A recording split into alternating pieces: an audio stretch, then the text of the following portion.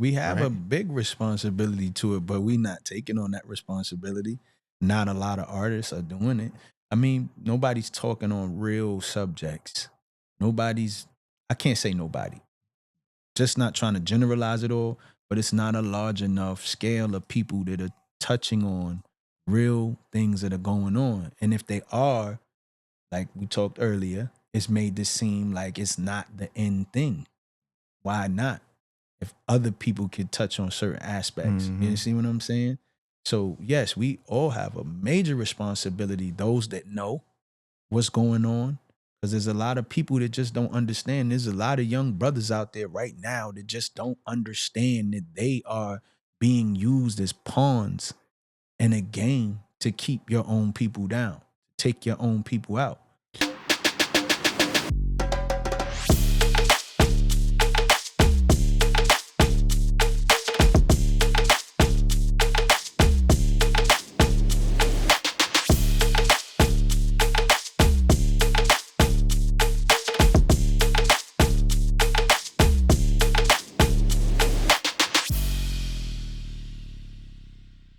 Yo, what's good, ladies and gentlemen? It is your man Vaughan here with the Indie Unplugged. Welcome to another interview with an amazing guest today. Let me take a moment and introduce our guest.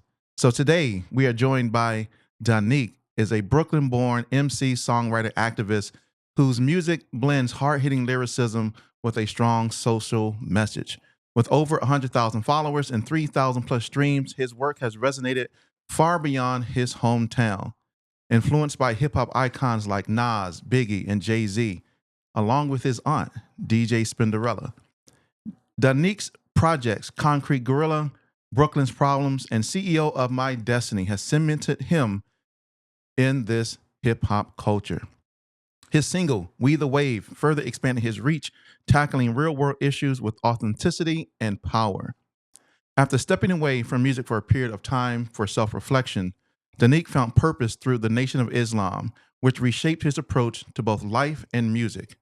Now, as he prepares to release his highly anticipated project, Rise, he continues his mission to inspire, to educate, and push the boundaries of conscious hip hop. So, ladies and gentlemen, let's give a warm welcome to Da-Neek. That's a wonderful introduction. Yeah, my guy. What's up, bro? How you doing, good brother? Man, I'm good.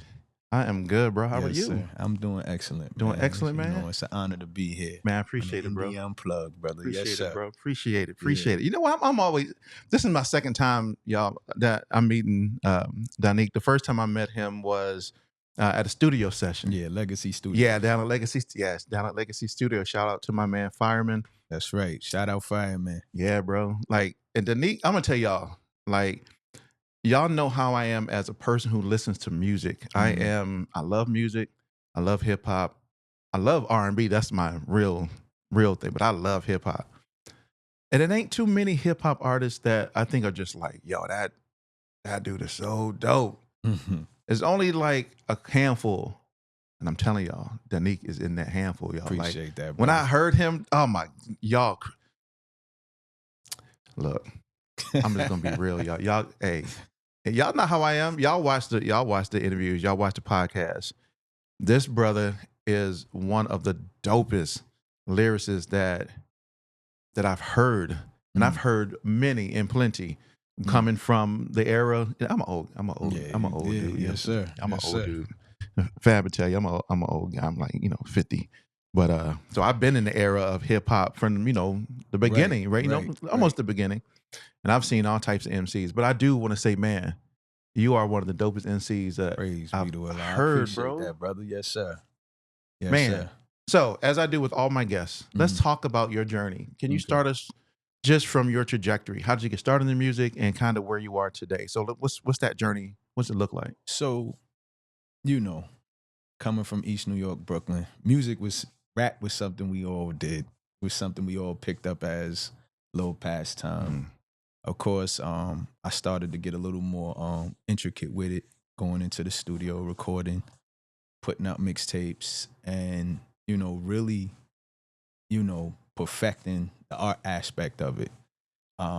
Put a couple mixtapes out, and the neighborhood just really embraced my style. I got with a couple other brothers, and we put out some good mixtapes throughout the neighborhood. This is back when we had CDs. Yeah. This is back with CDs. For sure. So, you know, and we had to do hand-to-hand promotion. Right. You know, That's right. and it was just a time where music was rich. It was a time where hip hop was strong. It was a time where the culture of this is what I got. I gotta push it out.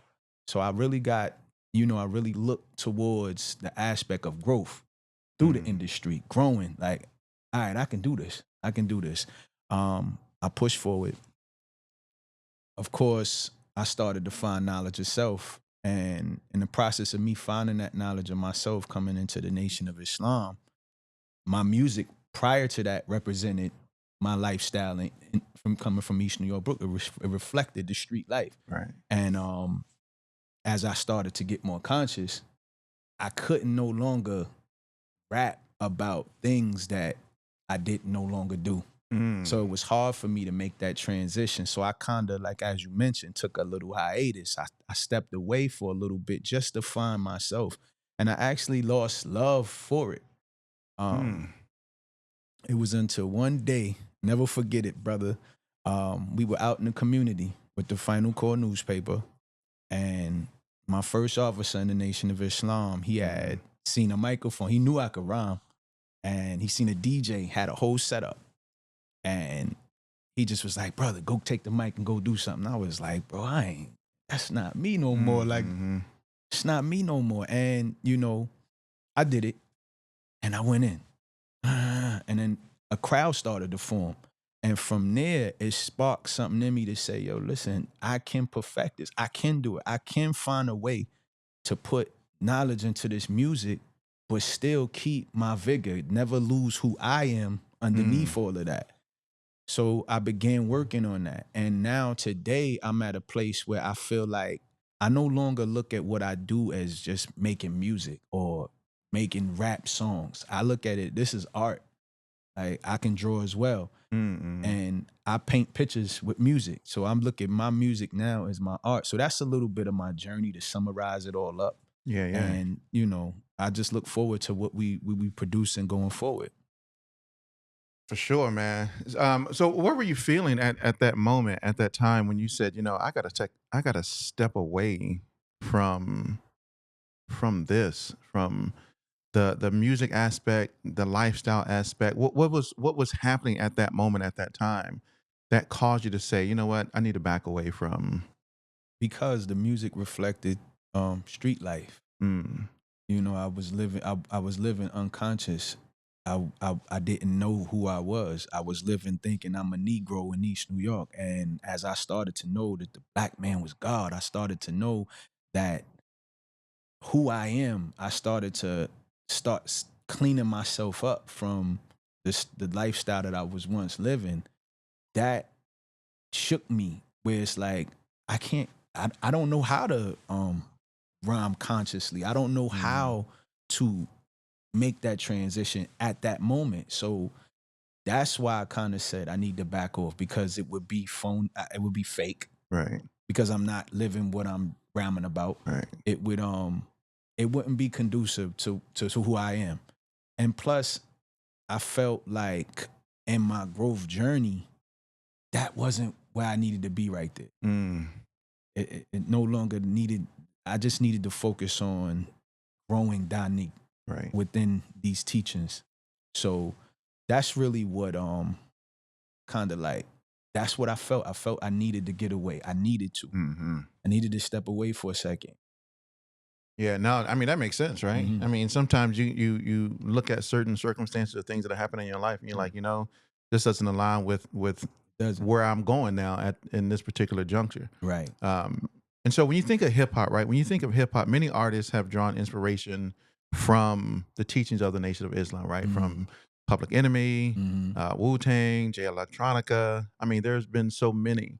How do you see the connection between hip hop and the Nation of Islam? And do you feel that that influence is still strong today? Oh, absolutely. I feel it is very strong. I feel that equating the work of the Honorable Minister Louis Farrakhan, he has affected not only just black people, but cultures all across the planet. That's facts. And just knowing his impact on the hip hop community and the level of consciousness that is brought from our teachings into the music, it heightened. So without Public Enemy, you wouldn't have a lot of the other groups that came after Public Enemy.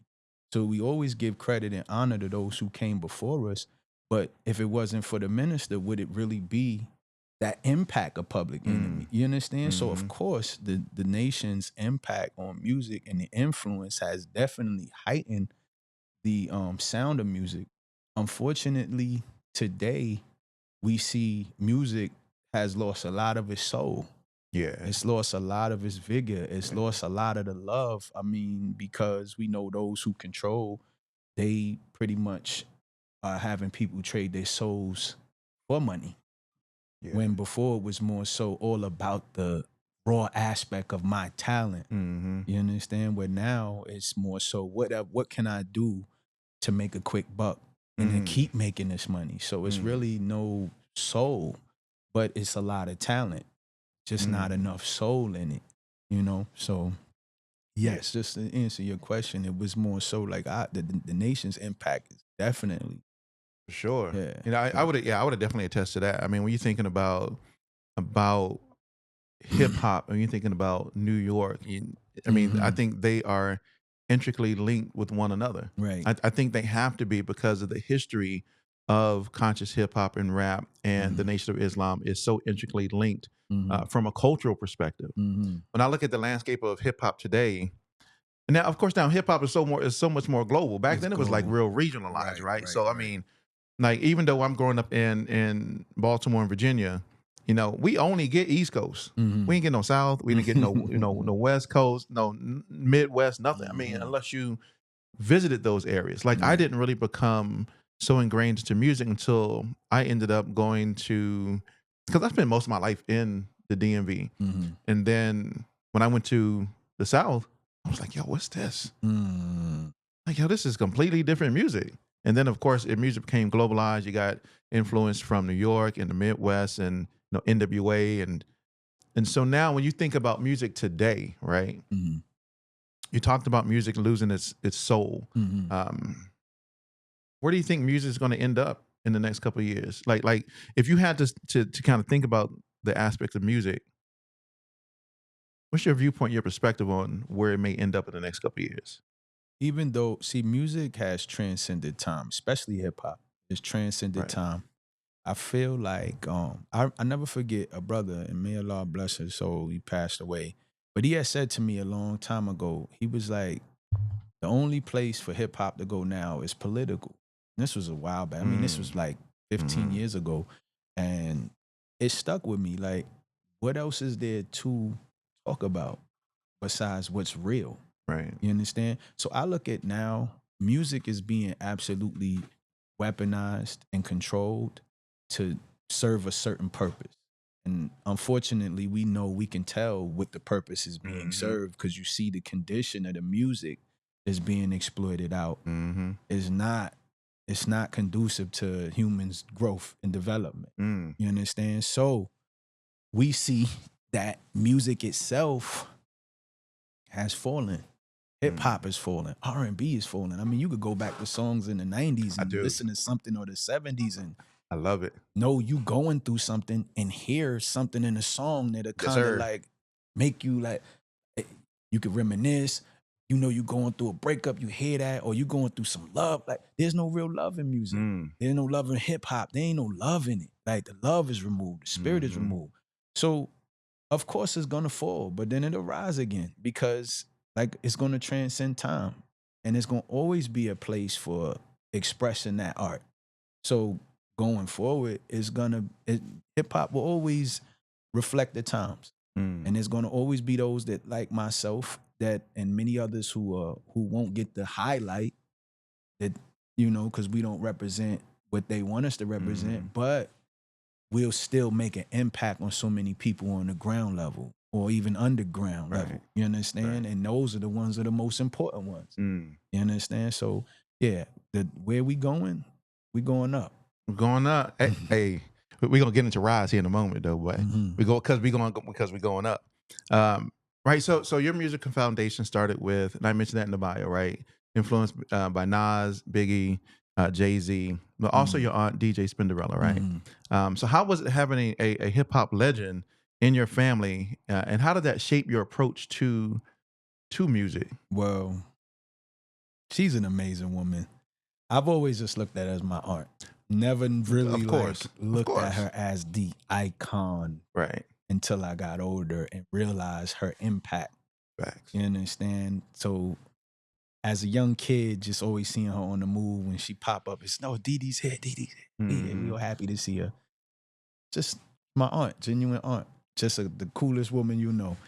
But then as you get older, you realize, man, this woman has been around the world. This woman has been a part of an iconic woman's group that has shaped the world. Like, this is a powerful woman, and I'm honored to share that same bloodline, you know. And now, so watching her, it was a time I went and stayed with her for about 3 months, and I watched her. I mean, and that 3 months shaped me completely because I watched a woman just get up and go, never stopping, never sitting still, get and go. She might take some stops. She do find a way to take a little time for herself and maybe, you know, do some things she enjoy, go get something to eat, but then on to the next thing. And I used to ask, like, dang, like, Dee Dee, like, how you keep going? Like, you just don't stop. She was like, listen, if I don't hustle, I don't eat. And that stuck with me. It stuck with me. She was like, if I don't hustle, I don't eat. That's something that is stuck with me internally. Like, yeah, you don't go out and get yours, man. You just waiting. You waiting for somebody else to do it for you, and then it's not gonna happen. Yeah, that's the thing, right? I think that's a lesson that everybody needs to understand, is that if you're not out there actually putting in the work, there's no way you're going to truly eat from the craft that you find yourself in, right? Whether you're a rapper, a singer, a painter, whatever it may be, if you're not really hustling and then creating a way for that hustle to be sustainable, right? Because I know people who hustle and they have a hustle mentality, but they don't really have the ability to sustain that hustle. Right. So they burn out and then they fall off and they're like, yo, what happened? It's like, I went too hard and didn't find any ways to kind of make what I'm doing sustainable so that I could then do something else and that still could do, you know, whatever it needs to do over here. And you know where that comes from, just to add on? That comes from not having a solid end goal. You understand? Yeah, If that comes from you just getting a spark to do something, and then you run, but you really don't have a strong enough end goal that will keep you going. So you'll go until you don't no longer feel like you want to go. So you get that morning where it's like, I don't, and you don't go. But if that end goal is, look, so strong and so solid, then it's like, damn, I don't want to go, but I have to. You see? So that's where you get that energy to finish the job. You understand? Stay consistent. Stay consistent. Like I think that's the key. Is I think that's what a lot of people struggle is because we don't necessarily see the actual outcomes or the results immediately. We kind of give up. And we're like, I don't really see this going to where it's supposed to. So let me just figure out something to do. And it is consistency that actually truly matters, because if you're not consistent, then how can you be working towards something and then expect it to pay off if you don't continue to work to see the fruit of it? Exactly. You know, so for yourself, you know, you worked on various different projects. Concrete Gorilla, that put you on the map, right? Brooklyn's Problems, that built upon that momentum. So how do you feel your growth as an artist has evolved from those early releases, and where do you see your next project, Rise, going and leading? So, like I said, a lot of those projects you mentioned were a lot of mixtapes, like a lot of street mixtapes we put out. Got a lot of buzz from East New York. We put out projects of Timeless, was distributed. Who was it by again? CD Baby. Okay, yeah. And then Dominance. Okay. Put out another project called Dominance. We went through United Masters. I feel like I stepped into the a more conscious. Like I put a lot of knowledge into the music, a lot of knowledge that would shift, and it was wonderful, still wonderful. But I realized that it's still another level to go as far as the artistic expression. Mm-hmm. So it's unlimited to where I can go right now. So for this project Rise, like I mentioned earlier, I focus more on the art, painting the pictures, but also finding the right production that I could drop some jewels. I can make good music. It'd just be a combination of, all of my elements in one that would just make a beautiful sound. You understand? A perfect artistic sound. Plus it reflected the trials and tribulations that I've been through. See, and that's another thing when you're an artist, you get inspiration from certain things. So me, I gained inspiration through the trials I overcame. Right. Some of the, the difficulties that I faced, the financial difficulties, the relationship difficulties, the trusting in people and knowing that people that you thought you could trust, you can't really, difficulties, and overcoming it all, even when you were at the brink, never losing faith in God and letting Allah carry me and help and holding on as He helped me fight battles I couldn't win. You understand? And overcoming, persevering, helped me create that sound that I feel in this next project, Rise. We just dropped a single yesterday. I know, I heard it. Yeah. It's so dope. Young Lion. I know. The video just came out today, I think, too. Yesterday. Yeah. Yesterday. Yep. Yeah, that video Yes, was... sir. Yeah, man. Bruh. That was my actual physical son in the video. Oh, for real? Yeah. Yes, sir. Okay, that's dope. Yeah, that was and it was shot by a dope brother, GQ. He his vision, him and my brother Vaughan, they both had the vision for this video. So I just went along with it. And it came out wonderful. Yeah. And sky's the limit right now when I'm in my artistic bag right now. So yeah, now we're gonna make sure we link right here somewhere in this video, in this interview. That thing's gonna be linked so that people can see it because that mug is. I'm telling y'all don't understand. Like Da-Neek is like bro. When I say a fire MC, bro, like y'all don't know. Like I actually had the chance to hear him live, record stuff live, y'all. Like, and I'm sitting there like, well, I still got the footage on my on my phone, right? Well, I ain't never put it out, right? I was told by someone like, nah, don't post none of that. I was like, dang, man, like people need to see, cause that mug was so fire, bro. Like so fire. I was like, oh my goodness. But no, it just gives it a testament of the type of artist that you are, to be able to, because you did I think you did like 2 or 3 songs that day. And they were just so different. Each one of them. Each one of them was so different. It was so different. It was a different feel. It was. I don't know if I can say the yacht. You could. Yeah. There was. He was like, yeah. That mug was so dope, bro. I kid y'all not. If we could put that footage in here somewhere, bro. That mug was so. That'd be dope. So dope. Yeah. And I was like, yo, Fab, when are you gonna release that? He was like, yo, we got a couple things in the mix. We're gonna be working on that and going with the new project. And I was like, yo. Even that song, like those songs, it was more so trying to find the right elements for the next project. So as you mentioned, Rise will be the title of my next album. I just wanted to make sure that all of the songs were in alignment and nothing sounded completely off. So we were just kind of seeing like what fit, what didn't. So we were doing a lot of recording and just to see what songs fit what I'm trying to convey. This album, I wanted to convey just pure motivation. Look, you going through it, you could get through it. It's possible. Everything is going to be okay in the process as long as you keep your faith high and you keep working and you keep looking towards the end goal. You understand? That's what this project is going to reflect. So we just wanted to make sure that the, certain songs fit in the mix of that. Yeah, I think a lot of artists don't do that today, though. I think they just, I don't think they're really looking for a cohesive, coherent album. Right. I think they're just like, hey, let's just make a whole bunch of songs and just put out a project. And then just hope that it goes and viral or people buy it. But there's really no cohesion to it. Yeah.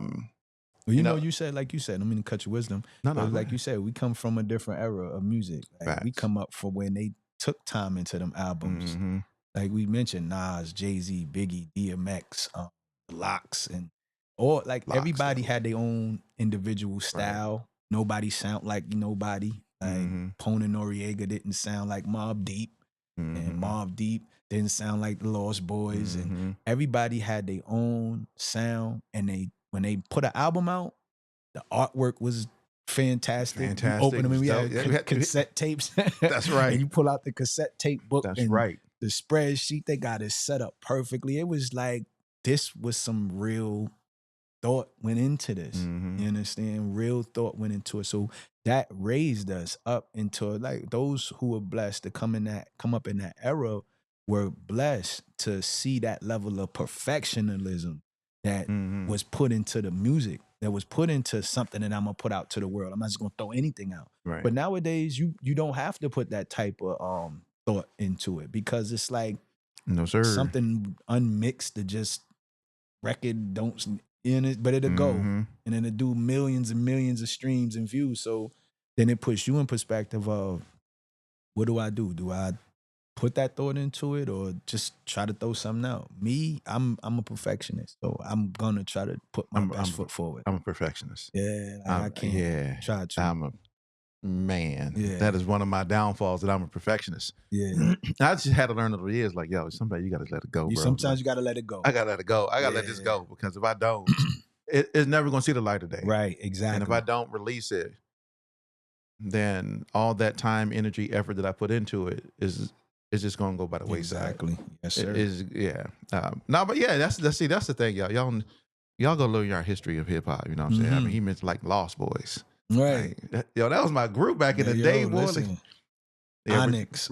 Onyx. Like, all of it. We had groups, man. Locks. We had groups. Like, we had rap groups. We had rap groups, it was bro. Really, the Dipset. You know, like, we had groups. Today like Flip Mode Squad, Terror Squad. Talk about it, bruh. Like, we had groups. Like, I mean, and there was a time when New York just ruled the entire rap world. I mean, of course, it's the origination of hip hop coming out of New York. I mean, there was a time that New York just ruled the entire world with all the rap groups, all the music. I mean, just everything. I think when I think that is too, it was because New York had the biggest radio stations. We had the biggest ways of getting our music out to the world. I was talking with a brother who was saying, he's from the South, and he was saying how, like, Atlanta didn't really have big radio stations. I'm not too privy to it, you know. I mean, I could be educated on it, but he was saying that they didn't have those big radio stations that could compete and get the music out. But there was a lot of talent here. Still is. A lot of talent in the South. A lot of talent. A lot of talent. So okay, so let me ask you. So what was the cause of? Because you're in Atlanta now. Are you based in Atlanta now? Yeah, I'm based. Okay, so what was the shift coming from New York to Atlanta? Honestly, I couldn't even give you why. I couldn't say why. Besides, I just wanted to purchase a house. I just wanted to get a big house. And it was cheaper here. It's cheaper. Facts though. It was mad cheap. Cheaper here. You know, caught it in the pandemic. Oh yeah. You know, I just wanted to, you know, I went full on, and we gonna just do it. I don't know what inspired me to think Atlanta out of all places. Maybe one day I'll run into that reality. Like, oh, this is why I'm here. This is what was ushering me here. Right now, I couldn't tell you. It wasn't a motive. Came down, visited a couple times, and was like, this is where I want to be. Right. It was the winners. It was the winners. Yeah. But hold on, the winners out here is brutal too. Yo, because we just went through like exactly. But man, the I'm winner like, out here like, is how we get brutal this? too. Like I'm like, look, and then we not prepared for it. Yeah, and see that's the thing. It's a different brutal toe, right? It's the brutality of the winter weather here is different than like when I was in St. Louis or like in New York, right? They know how to deal with it. Right. They ain't got no like when when y'all came into the entrance, they had cars just right there. Stuck. Right there, like, stuck. Same with me. Like how? ice everywhere. Like I don't got a shovel. I ain't prepared for this. I ain't got no I'm not shovel prepared to at all. I ain't got no no salt. snow shovel at least. I ain't got no You salt. know, No I got no nothing. salt. I'm trying to find where to go to get salt. Everything's sold out. Right, the Like store's I'm closed. like, I'm what like, we got what is going going on? on? Like, exactly. Like closed on a snow What's day. good? Close the whole On city snow. down. Exactly. Wait, we got snow days out here. So I'm like, it gets brutal. It was like 16 degrees the other day. It was. So like, And then it was 60. but then the thing is, I thought that is one thing I thought. I thought that I was getting away from it. Mm. You understand? I did Mhm. think that I was, because I'm like, at Georgia's right near Florida. Florida don't never get cold. I'm Florida like, got all that snow too. they got hit too. So Right. man, listen. Like when you compare the differences in the music scenes between Atlanta, New York, what are just some of the different nuances that you see from a musical perspective, from a cultural perspective, from those two different types of music landscapes? Well, I see Atlanta is rich with, I kind of see New York rap as being, and I don't never want to disrespect my city. It's just we kind of like losing our identity Mm. of who we are. Remember what I mentioned earlier, how every artist wasn't, they just, I want to sound like me. I don't want to, because you got a hot record, I want to sound like you and I'm going to ride your wave until it burns out. You understand? We went through a heavy drill scene where it was like everybody put a drill records, everybody trying to get that hot record. Mm-hmm. You see? So, you know, I feel like what will make New York again is artists just focusing on their sound, not trying to fit in with what's hot. But that also goes to the DJs in the city too, playing a selective type of music. DJs are very important to the elevation of hip hop. And if they're being controlled to just play a certain type of sound, then everybody's gonna go for that sound. What I see in the South is just an expression of their talent here. Their, you know, it to me it's more of an originality. Like I don't know, somebody might say I'm wrong on this, but that, you know, I don't necessarily see everybody trying to sound like everybody here. You know, they kind of sound different. You know, I might be wrong. Just this is my perspective. For sure. But I do see a difference because the South does have somewhat, they have the industry right now. Mm-hmm. And for New York to get that vigor again, need more originality, need more of the DJs to play those people who don't sound like everybody, because that individual may create a new wave, and then you play somebody else with his own sound and he created. It don't have to always be uniform. Like the music don't have to be uniform. You know, and that's what made New York rap what it was. It wasn't uniform. It was just this plethora of artists that you could just decide from. That's right. Yeah, I mean, because you can listen to DOS Effects and you can listen to Locks, and you be like, "Yo, them dudes are completely on Wu-Tang, like they didn't perspectives. sound like each other. They No didn't. one sound but they all sound good in their own That's vein. right. You know, they all sound great in their own vein.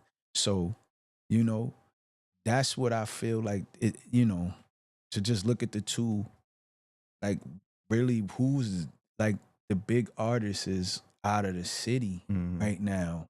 You know, that you could really hang on. There's a lot of great talent. Like New York is, to me, there's no talent like New York. Right. But I just feel like it's being overshadowed by the agenda. You know? Yeah. The agenda. Yeah. Look, y'all know what he's talking about. Don't act like y'all know what he's talking about. When he talks about the agenda, y'all know what he's talking about. Like, I mean, we talked about it so many times in the podcast, bro. It's crazy. Just the amount of the people that you have in positions that want to use music in a way to criminalize, take advantage of Black culture. That's it. You know what I'm saying? Like, they don't care about the music, and I mean, y'all know that if they watch this show, they know. It's all raw. Like, right. There's a lot of culture vultures in the industry. Right. There's a lot of people that want to take advantage of people in the industry just to make some money really quick. Right. They don't really care about.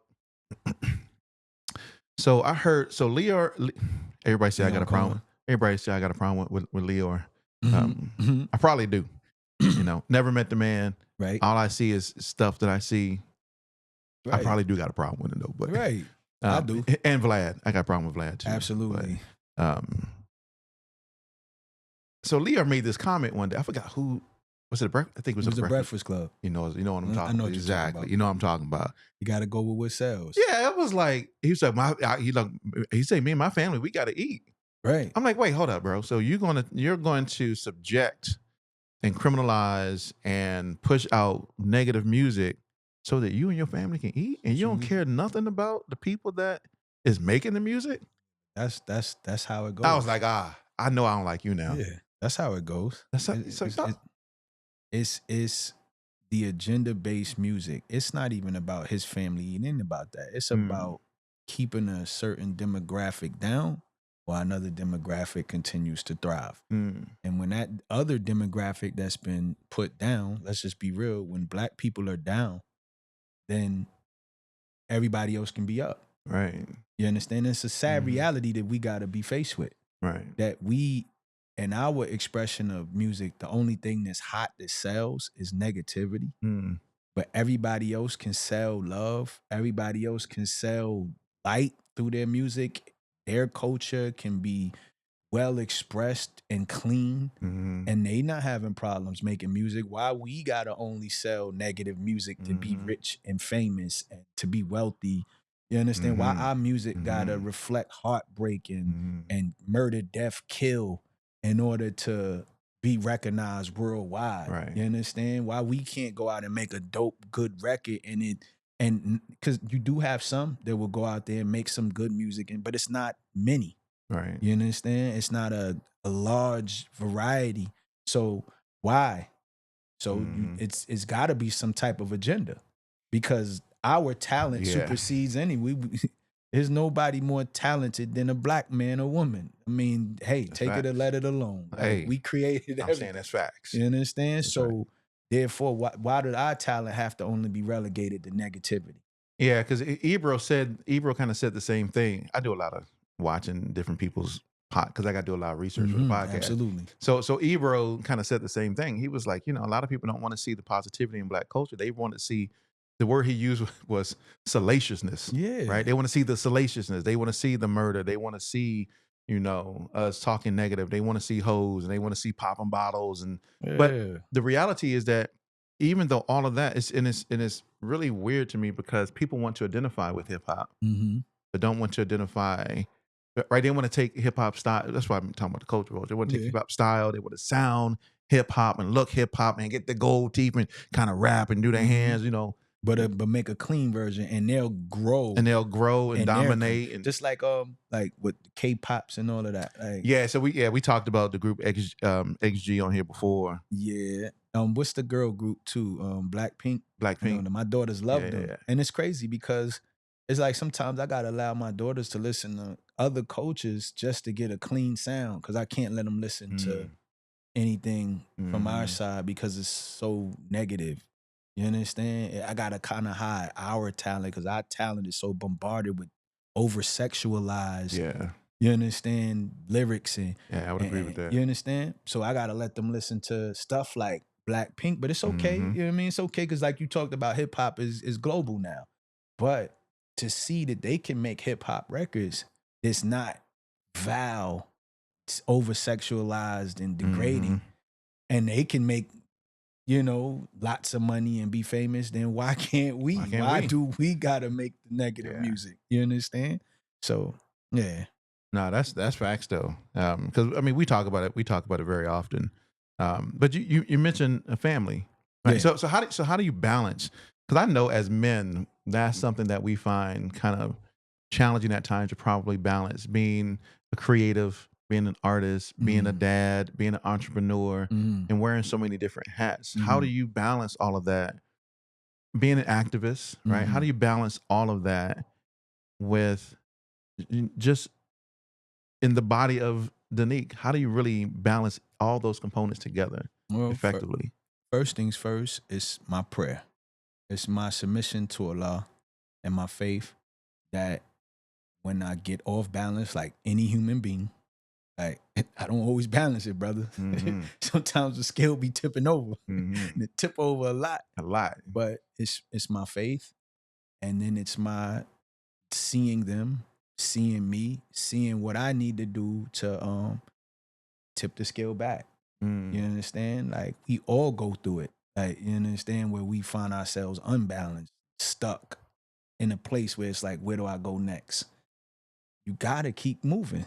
Mm-hmm. Because the planet that we standing on, really spinning on, because it's spinning, rotating, 1,037 and 1/3 miles per hour, it's constantly Mm-hmm. moving forward. So you got to find yourself constantly moving forward. So you balance it out by one, me, prayer. Then I got to find time for me too. Like, I got to find that time where I could just have my peace. Even if it's just an hour or two in the bathroom, like just off by myself. You Right. understand? That's right.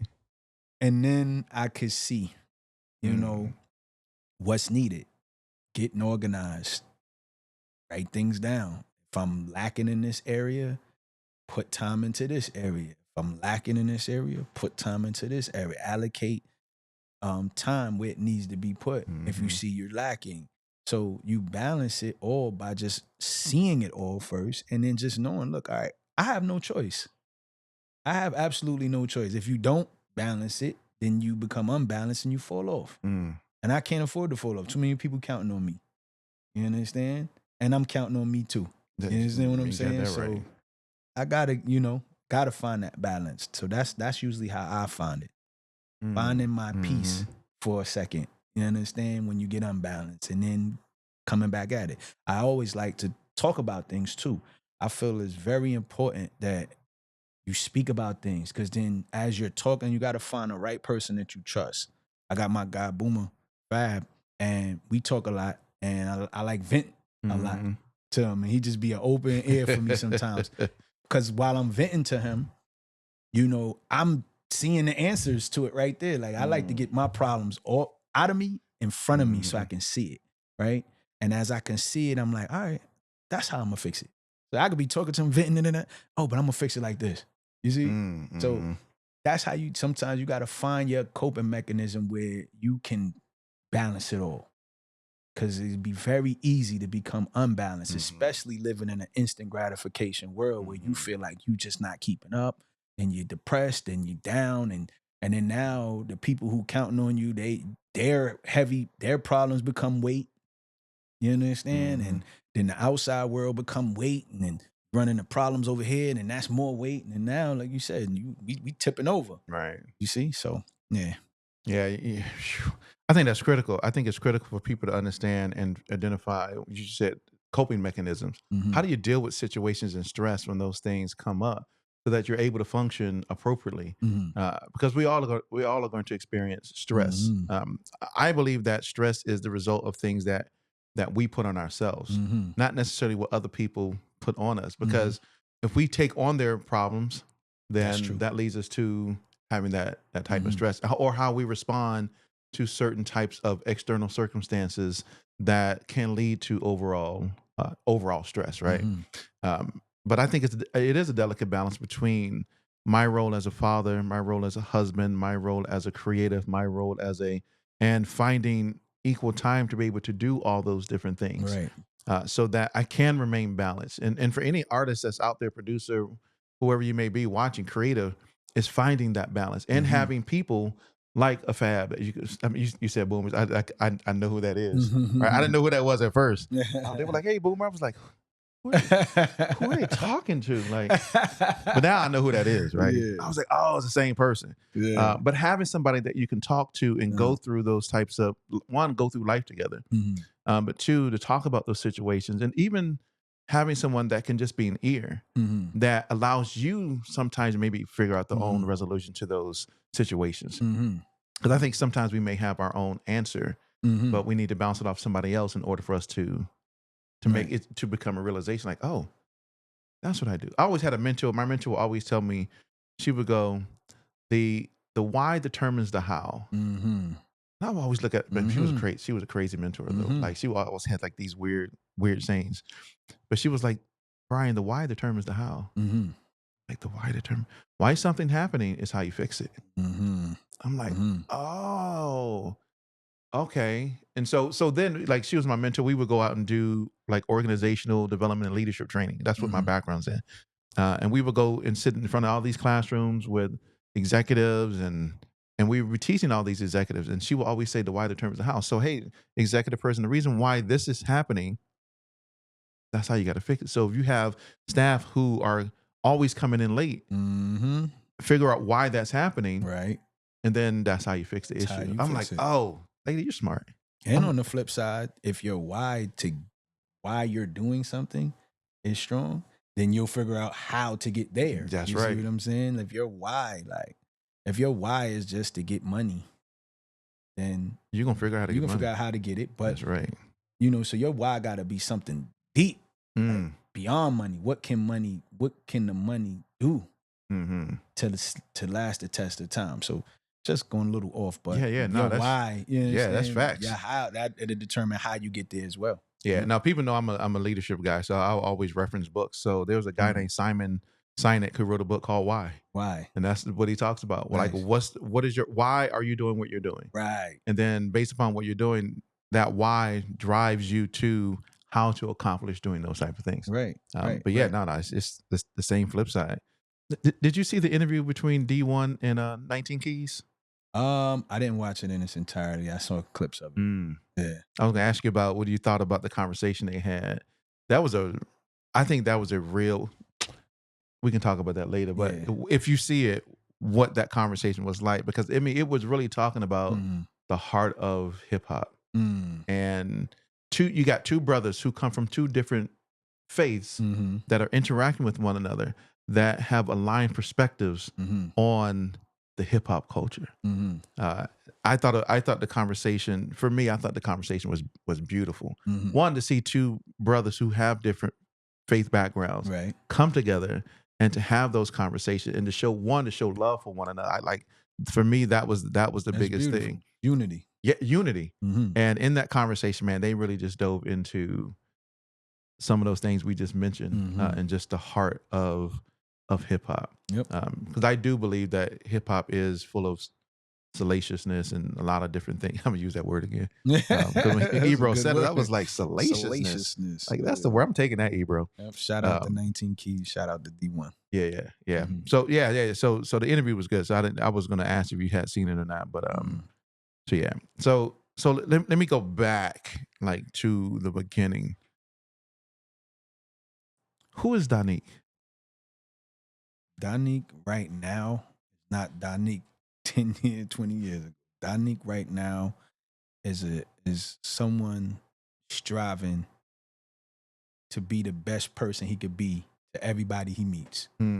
Da-Neek right now, striving brother, trying to survive in a world that is falling fast. Da-Neek is a friend. Da-Neek is someone who is a savior, who has taken on a role as a savior in a body of saviors. Da-Neek is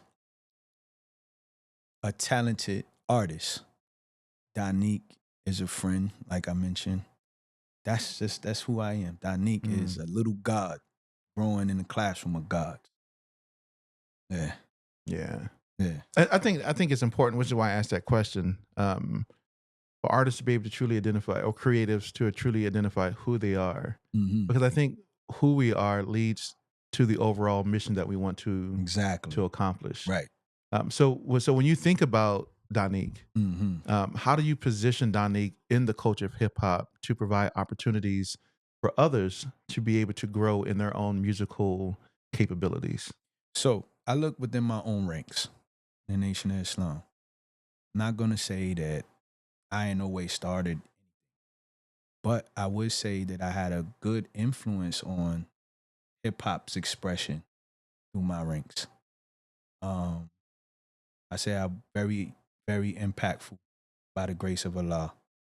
And I feel like just these last 5 years of showcasing like my talent with my, garb on, my suit, my bow tie, my FOI attire,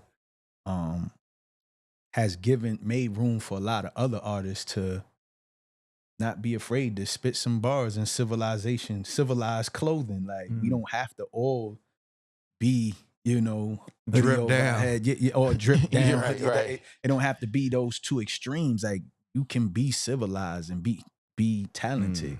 I feel like where you insert me in as is a weapon for truth. You use me as the weapon to bust off the cannon of truth. You understand? You insert me for the war because the war is in the mind.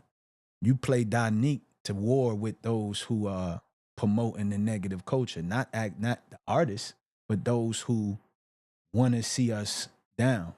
You use me as that weapon to shoot off the cannon of truth through music. Go to war with Leviathan with a microphone. That's where you use me. So that's how you insert me. So I feel like my impact will always be necessary because I'm going to always represent growth, development, truth, knowledge of self, and the reality that we live in. You understand? And that's what's going to stand the test of time. So when this thing falls, those who stood on the side of truth, when the smoke settles, you'll see them. Whether we here or not, right, you'll know that they existed and they fought to see change. You understand? To bring about change. And that, look, y'all don't get it twisted though, because my man is casual today. But y'all go check out them videos. My man got the bro. My man is fashion. Look at the suit with the I'm like, right. Yo, my man is dapper down, bro. Like for real. Like now Right. we talking about some real drip, some real, because you don't see many people like that, right? How many artists and rappers you out here know that are rapping in full-fledged 3-piece suits and killing it? I'm making my emphasis to put that forward, to showcase that. It's a certain level of civilization that I feel is necessary. And it sets me apart too, so that I can kind of stand out and create my own wave. That's the brother with the suit and bow tie. That's the brother with the suit, you see? And they'll focus on that. And then they'll say, well, look, bro, he's not just in the suit and bow tie. Bro, really talented. He's really doing his thing. He not just, you could tell he takes time and everything that he puts out. You could tell he takes time and making sure his flow sound good. You could tell he takes time and picking the right production and making sure that he's on point. You could tell he came from a different era. You understand? He came up from a different era, but he's still holding on to it and not just being old school corny with it, but trying to modernize it where it's still you can insert it anywhere. So, yeah. I would agree with that. Yeah, every time I see the video, even like the video that just dropped, man, rocking the suit. You know what I'm saying? Like I thought the whole. If y'all don't know, like you said, your man had the vision for the video. Did he do all the storyboarding for it? And yeah, he did. I don't know who colored put it together, but no, I picked out the colors of the suit. Like, and it's crazy how it's just like sometimes you'll have a thought process for something. Because I really wanted to shoot it by that bull over on Wall Street. And when we got there, it was like we didn't really properly plan for this. So it was like 100 people out there, all hanging off the bull, like on the horse. Like, we can't do this. Yeah. So we just kind of went, like, drove around and found a nice location by the dock. And it's like when bro caught me with the suit, and between these two buildings, it's like the color scheme was phenomenal. And it's like, he was like, yo, bro, listen, this is dope. Trust me, this is fire. So we just stayed in that one little area and just made it happen. And it was powerful. Then we took it back to East New York, Brooklyn, where I got my son, my brothers, and, and his peoples. And just the scenes over there, the color schemes was it's like everything went. And it was really, really dope. Then we did the final rooftop scene out there in the Dumbo area, and just overlooking the city, nighttime. Those colors was it's a beautiful video, man. I think you listen, man. Go take a look at that video. Raw Young Lion. Check it out. You know, I'm pretty sure they're gonna put the links for it here. We are. Take a look at that Yeah. video. Give me your honest feedback too, because you know that's how we grow as artists, independent artists. We grow from the the criticism and the compliments from the people.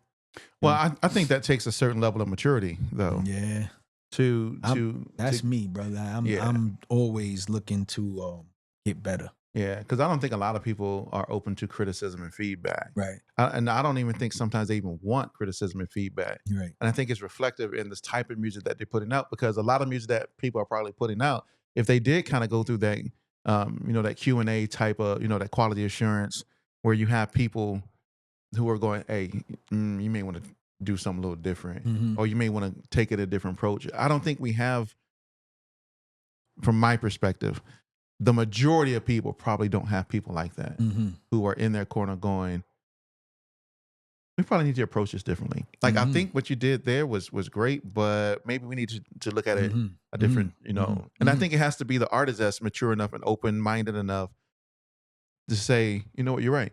Mhm. And a lot of times people aren't. Right.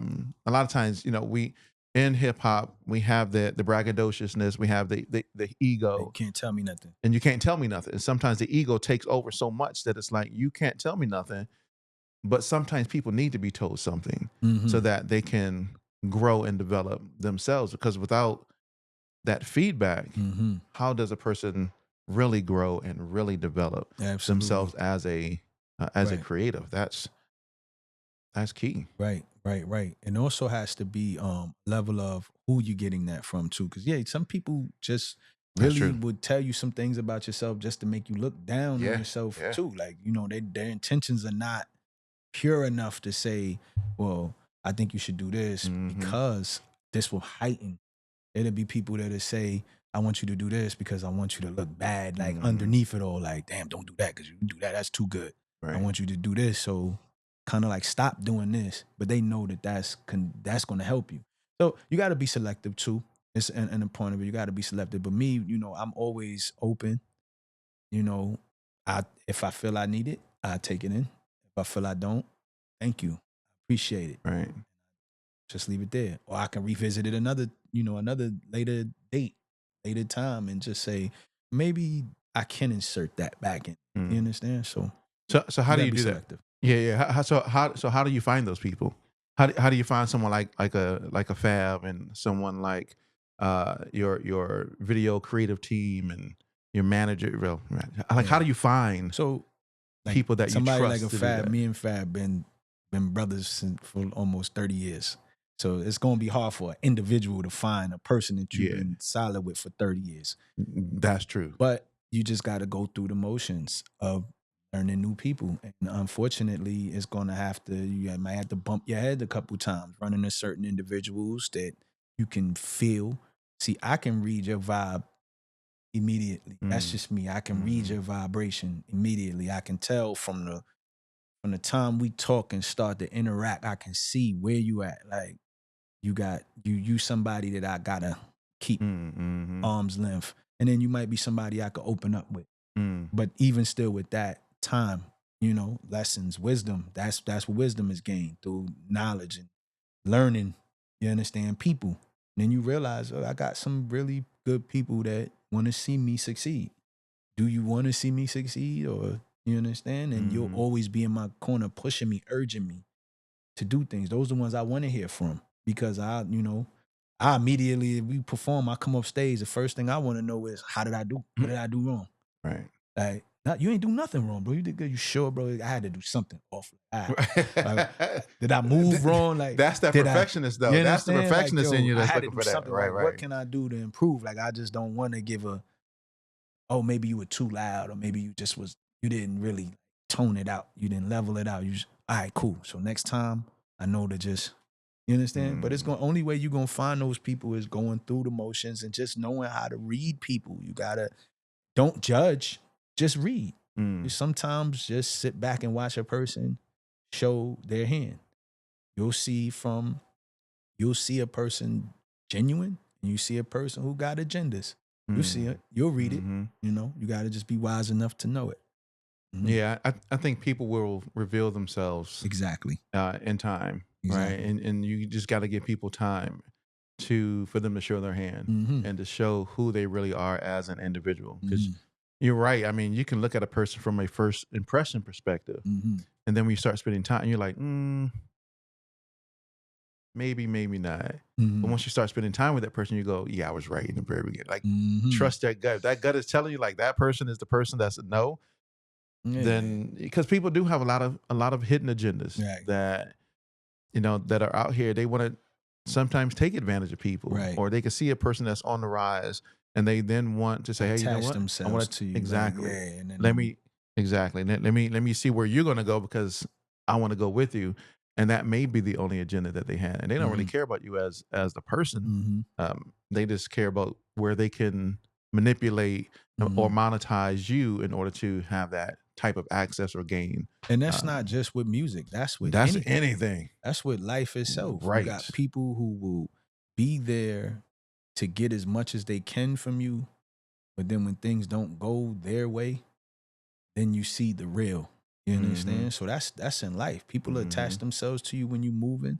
Then you got those that see you moving and that disassociate themselves from you because they see they're intimidated by the growth that you understand that you're producing. So you just got to know how to read situations. You got to, and that comes with wisdom. That comes with growth. That comes with life. That comes with experiences. It comes with it all. Like, you know?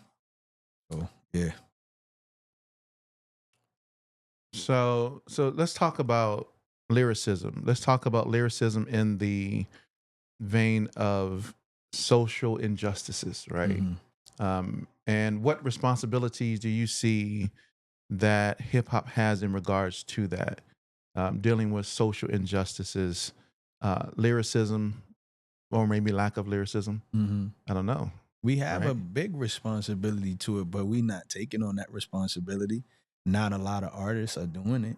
I mean, nobody's talking on real subjects. I can't say nobody. Just not trying to generalize it all, but it's not a large enough scale of people that are touching on real things that are going on. And if they are, like we talked earlier, it's made this seem like it's not the end thing. Why not?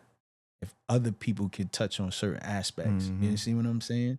So yes, we all have a major responsibility. Those that know what's going on, because there's a lot of people that just don't understand. There's a lot of young brothers out there right now that just don't understand that they are being used as pawns in a game to keep your own people down, take your own people out. But then you have those that do know. And when you do know, you have a responsibility to tell what you know. And if you're an artist, through your words, you will be able to express that reality. But you want to do it in a way it's good to the people's ear. See? It's not corny. And that takes effort too. That takes studying. Like you said, you study podcasters.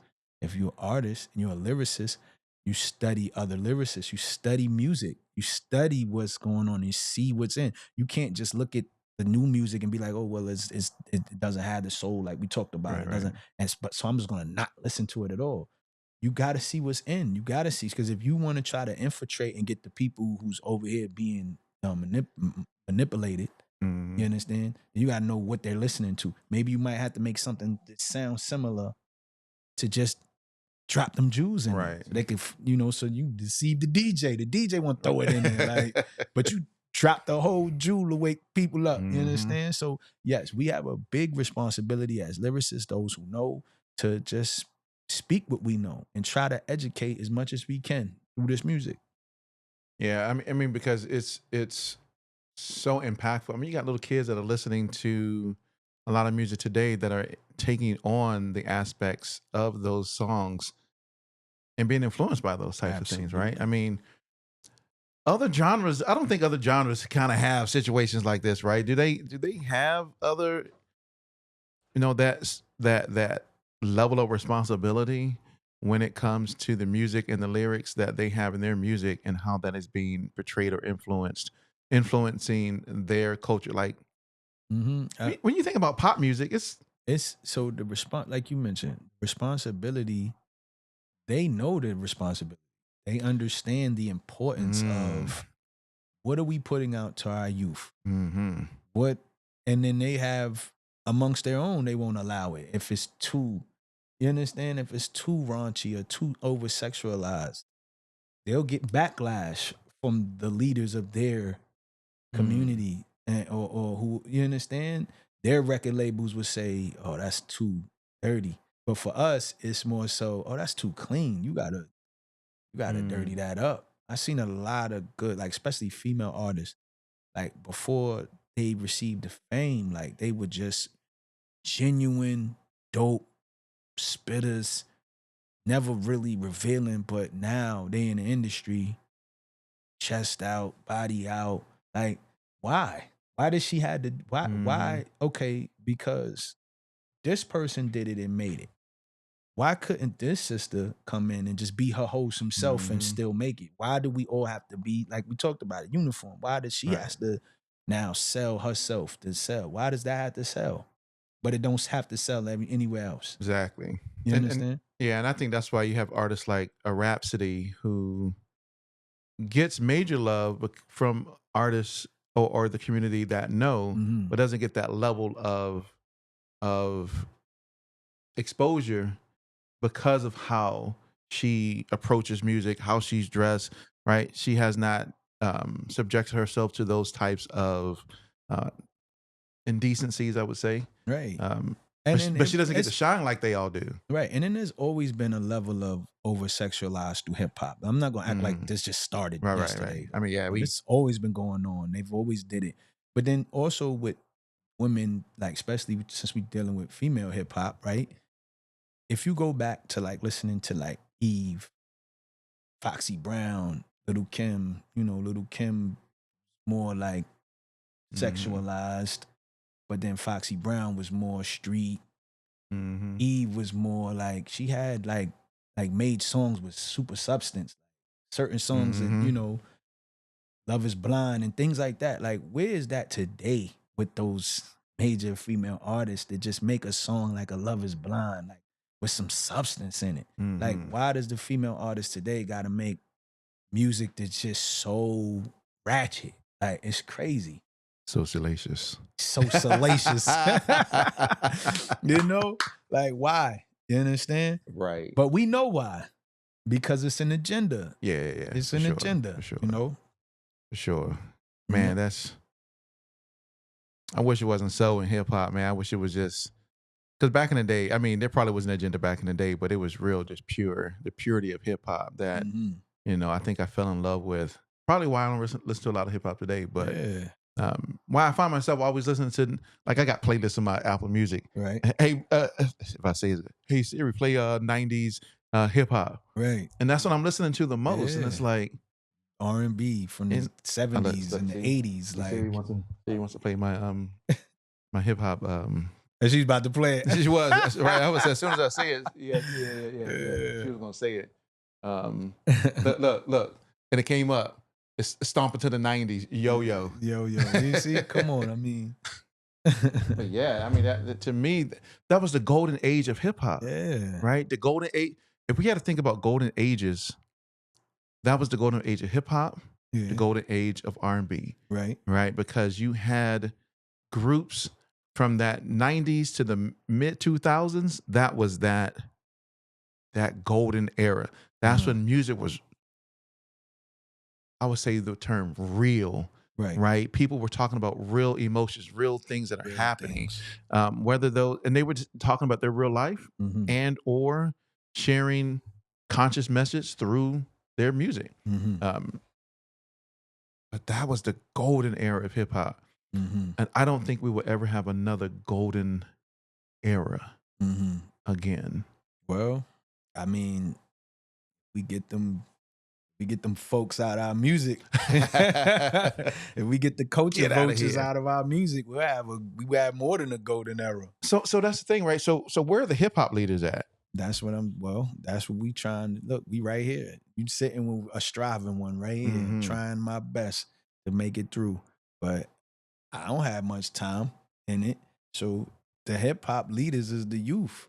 And we need the youth to hold on to the idea of, we talked about responsibility. You're responsible. What comes out your mouth you have to be responsible enough to know that what comes out of your mouth is going to shape this 2-year-old, this 3-year-old. We're not even talking about you thinking youth. We thinking 15, 16, then they teenagers. We see youth walk around talking about holding guns like babies, pointing like they shooting guns. You understand? Your message is you gotta, what you put out is going to shape minds.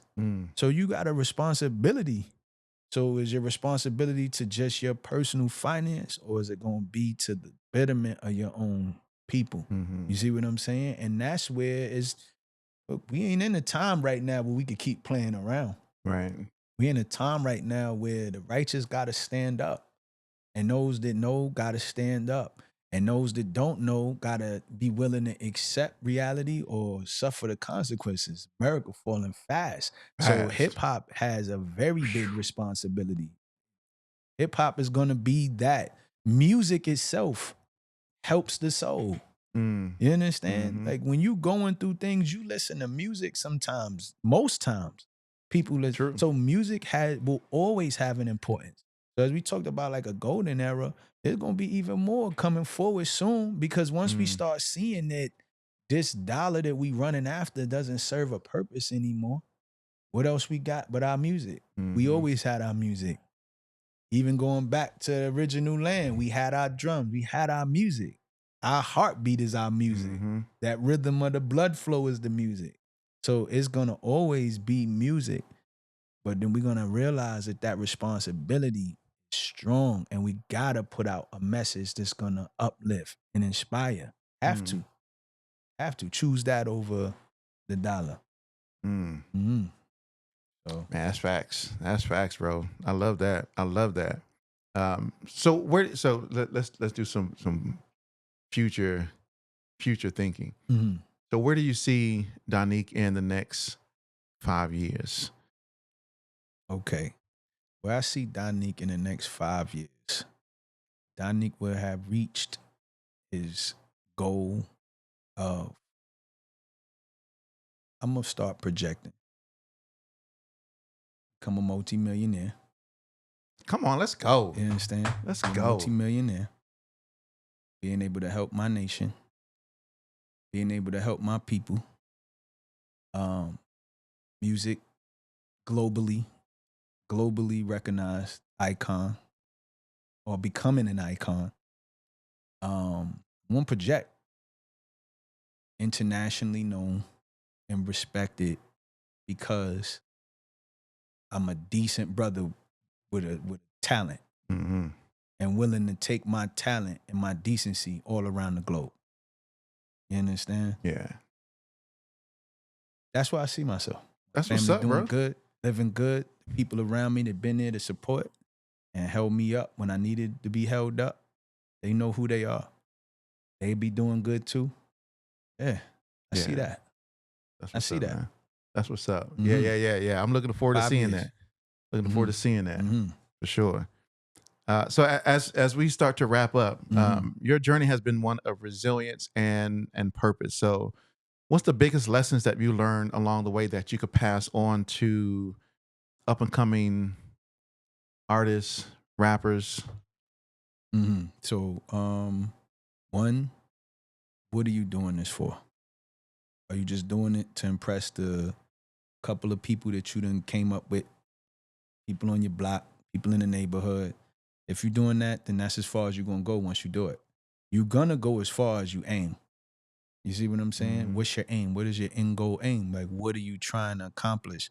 What is the mission? You see? Then, to up and coming artists, how much are you willing to put into your craft? Me and Fab would go out there in the middle of a busy street and just pull out the iPhone and another iPhone playing the music, and I'm rapping, walking towards him. We did it consistently, because it was about just doing it and getting the message out. It's about a message. I ain't need all of the flashy videos. I just needed a video that could see me in my civilization, see me in my attire, and hear the message. Whether it was me talking on the vaccines, whether it was me talking about political things that were going on, whether it was me talking about struggles the young youth go through, whether it was anything, it was just me getting the message out. So you got to be consistent to the youth, to whoever's coming behind me. You got to be consistent. You got to get out when you don't feel like getting out and go do it. You understand? You have to if you want to complete the mission. You understand? And then you just got to love what you do and do what you love. A good brother told me this: do what you love until they love what you do. You understand? Do what you love until they love what you do. So you got to love what it is you do and focus on the art. Just focus. You're an artist. You if you want to be a rapper, then you're a rapper. I don't like being recognized as a rapper. I hate when people say a rapper. I'm an artist. I create art. Like this thought was in my head. I drew this thing up. Like it's just verbal. You see what I'm saying? It's verbal. You could see it, but you had to look within your third eye to see what I'm talking about. So I'm an artist. I don't want to be a rapper. Some people just want to rap. It's on them.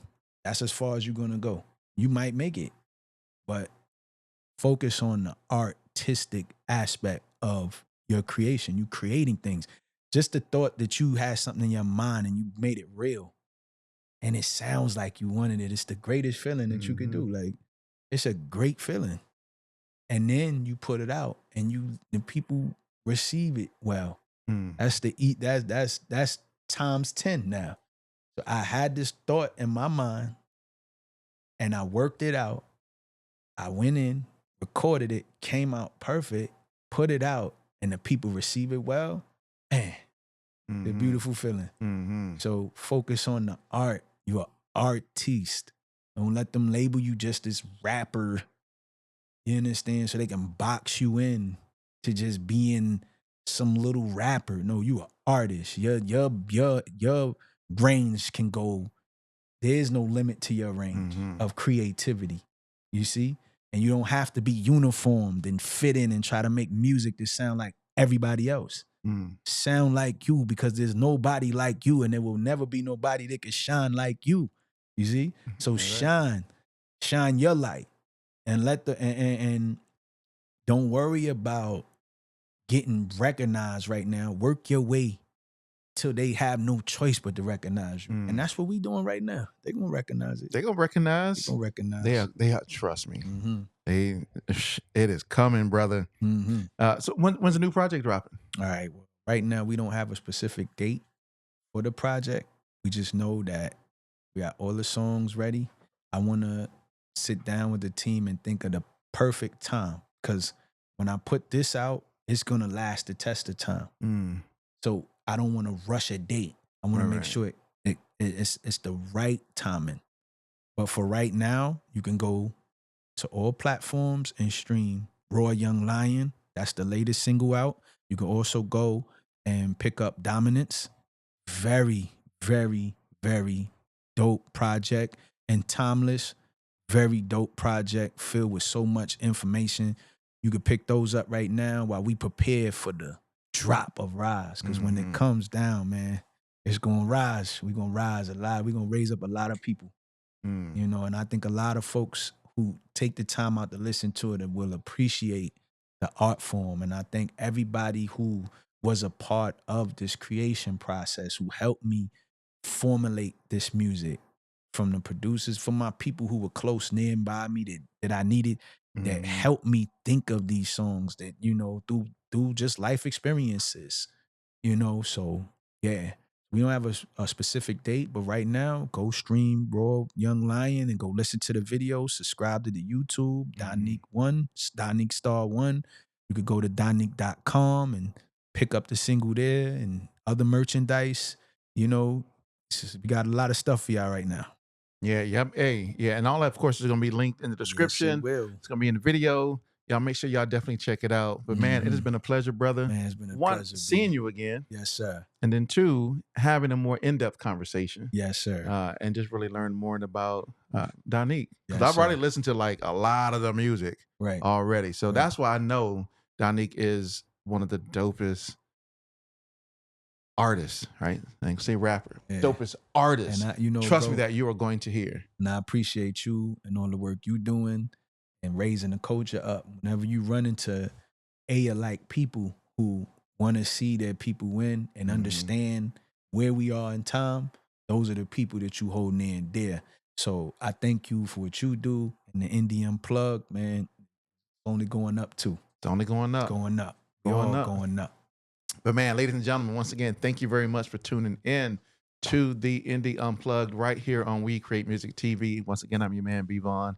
Had a chance to sit here and chop it up with my guy, Da-Neek. Yes, sir. Ladies and gentlemen, thanks once again. Make sure to jump over and check out the website, join the YouTube. Make sure you subscribe to Da-Neek's YouTube, his Instagram, and all social media. Go listen to Roar Young Lion, Dominance. Like, just go check out Da-Neek, ladies and gentlemen. Right. And we appreciate you tuning in. Yes, Until sir. next time. Peace. Peace.